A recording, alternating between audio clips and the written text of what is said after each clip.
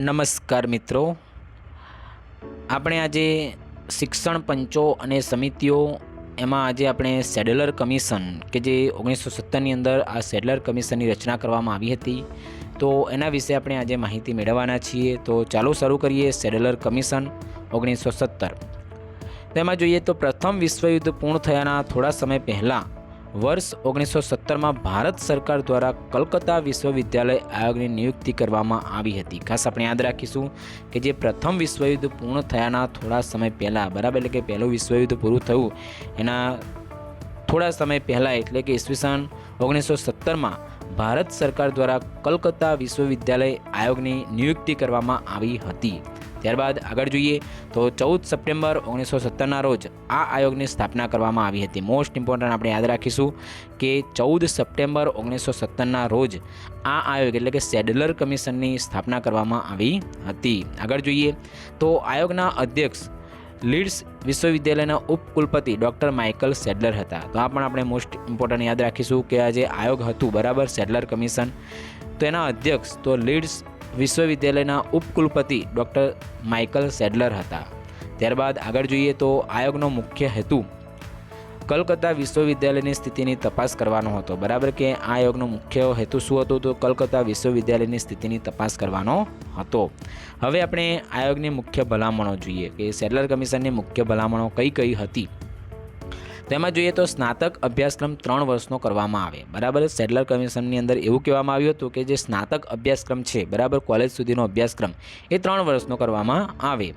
ત્યારબાદ જોઈએ તો ઇન્ટરમીડિયેટ શિક્ષણ માટે અલગ ઇન્ટરમીડિયેટ કોલેજની સ્થાપના કરવામાં આવે, બરાબર, કે ઇન્ટરમીડિયેટ શિક્ષણ માટે અલગ ઇન્ટરમીડિયેટ કોલેજની સ્થાપના કરવામાં આવે, તો આ પણ એની એક ભલામણ હતી।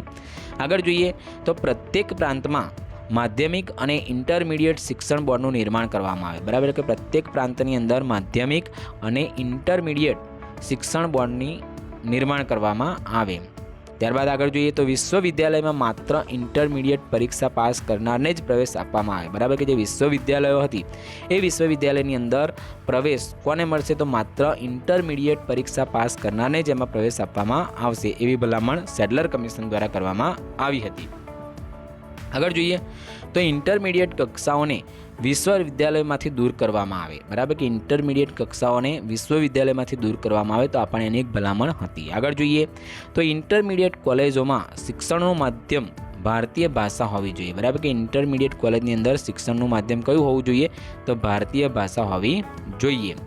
આગળ જોઈએ તો કલકત્તા નગરની તમામ કોલેજોને ભેગી કરીને એક વિશ્વવિદ્યાલયનું નિર્માણ કરવામાં આવે, બરાબર, કે કલકત્તા નગરની જે તમામ કોલેજો હતી એ તમામ કોલેજોને ભેગી કરી અને એક વિશ્વવિદ્યાલયનું નિર્માણ કરવામાં આવે, એવી ભલામણ સેડલર કમિશન દ્વારા કરવામાં આવી હતી। આગળ જોઈએ તો ઢાકામાં આવાસ અને શિક્ષણના વિશ્વવિદ્યાલયની તાત્કાલિક સ્થાપના કરવામાં આવે, બરાબર, કે ઢાકામાં આવાસ અને શિક્ષણના વિશ્વવિદ્યાલયની તાત્કાલિક સ્થાપના કરવાની જોગવાઈ પણ આ સેડલર કમિશન દ્વારા કરવામાં આવી હતી। આગળ જોઈએ તો વિશ્વવિદ્યાલયમાં પાસ કોર્સની સાથે સાથે ઓનર્સ કોર્સની પણ શરૂઆત કરવામાં આવે, બરાબર, કે જે વિશ્વવિદ્યાલય હતી એ વિશ્વવિદ્યાલયની અંદર પાસ કોર્સની સાથે સાથે ઓનર્સ કોર્સની પણ શરૂઆત કરવામાં આવે, એવી ભલામણ આ સેડલર કમિશનની અંદર કરવામાં આવી હતી। આગળ જોઈએ તો વિદ્યાર્થીઓના સ્વાસ્થ્યનું ધ્યાન રાખવા માટે વિશ્વવિદ્યાલયમાં શારીરિક પ્રશિક્ષણ શરૂ કરવામાં આવે, તો આ પણ આપણે ખાસ યાદ રાખવાનું છે કે વિદ્યાર્થીઓનું સ્વાસ્થ્યનું ધ્યાન રાખવા માટે વિશ્વવિદ્યાલયની અંદર શારીરિક પ્રશિક્ષણ પણ શરૂ કરવામાં આવે, એવી ભલામણ સેડલર કમિશન દ્વારા પણ કરવામાં આવી હતી। આગળ જોઈએ તો વિશ્વવિદ્યાલયને સરકારના નિરીક્ષણમાંથી મુક્ત કરવામાં આવે, બરાબર, કે જે વિશ્વવિદ્યાલય હતી એ વિશ્વવિદ્યાલયને સરકારના નિરીક્ષણમાંથી મુક્ત કરવામાં આવે, તો એ પણ સેડલર કમિશનની ભલામણ હતી।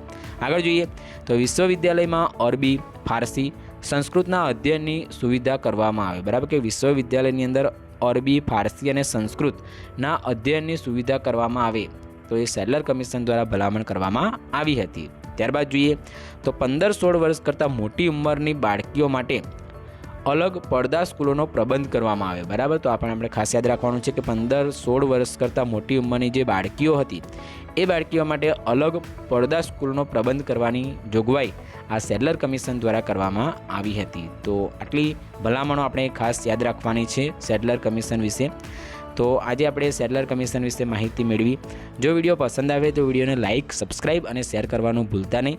તેમજ આવા નવા વિડીયો મેળવવા માટે આપણી YouTube channel Teach to Solve ઓફિશિયલને આજે જ સબસ્ક્રાઇબ કરવા માટે વિનંતી. Thank you.